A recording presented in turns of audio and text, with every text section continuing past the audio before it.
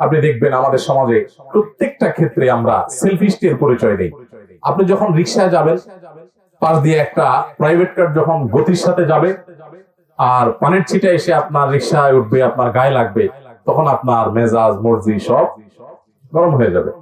আপনি বলবেন যে কত অমানুষ, যে আশেপাশে রিক্সা দিয়ে মানুষ যাচ্ছে একটু খেয়াল করেন। আবার সেই আপনি যখন কোনো প্রাইভেট কারে চড়বেন, তখন আপনি রিক্সা গাড়িওয়ালাকে বলবেন তাড়াতাড়ি টানো ভাই, জলদি চলো। তখন আপনি দেখবেন না কার গায়ে পানি পড়লো কি পড়লো না।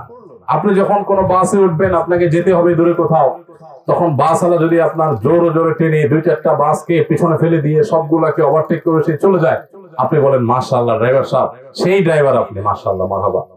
আবার সেই আপনি যখন আরেকটা গাড়িতে থাকেন আর একটা বাস সেটা আপনার গাড়িটাকে চাপ দিয়ে চলে যায়, আপনাকে কোনোভাবে কোণঠাসা করে ফেলে, তখন আপনি বলেন কত বড় ডাকাত মানুষ ড্রাইভারটা, দেখছেন।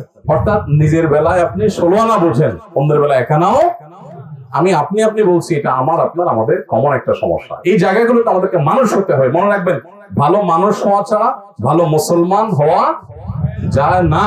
কোনদিন ভালো মানুষ না হলে ভালো মুসলমান হতে, আপনার আচরণ হবে সুন্দর, আপনার মুখ দিয়ে গালমন্দ বের হবে না, আপনি কারোর ক্ষতি করবেন না, আপনি মানুষের উপকার করবেন। মানুষ তো মানুষ, আপনি প্রাণীর উপকার করবেন, আপনি কারোর কোনো কষ্টের কারণ হবেন না, কোন জায়গায় আপনার কারণে কোনো অসুবিধা তৈরি হবে না। আপনি চিপসটাকে ঠোঙাটা রাস্তা ফেলে দিবেন না, কারণ এটা গিয়ে জলাবদ্ধতা তৈরি করতে পারে কোনো জায়গায়।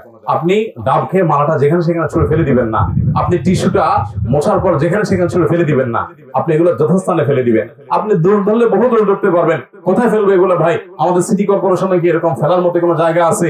আপনি থাইল্যান্ডে যান, ব্যাংককে যান, সৌদি আরব যান, 10 হাত দূরে দূরে বক্স আছে, আমাদের দেশে কিচ্ছু নাই। সেগুলো হিরোন ছিঁড়ে নিয়ে যায়, 2-4টা থাকলে আমরা কোথায় ফেলবো?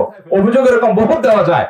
আপনি চাইলে এগুলো পকেটে রেখে দিতে পারেন, হাতে রেখে দিতে পারেন, 5 মিনিট পরে কোনো জায়গায় কোনো বিল পাবেন সেখানে ফেলে দিতে পারেন। দেখুন ভাইরা, এই জায়গাগুলোতে আমরা যদি ফোকাস না করতে পারি, আমরা সবাই নতুন বাংলাদেশ চাই। নতুন বাংলাদেশ তো হঠাৎ করে কোনো দোয়া পড়ে মন্ত্র পড়ে ভু দিবে না বাংলাদেশ ছেড়ে যাবে, এটা হবে না। আমাদের সবাইকে পরিবর্তন হতে হবে। আমরা সবাই পরিবর্তন হবো তো ইনশাআল্লাহ।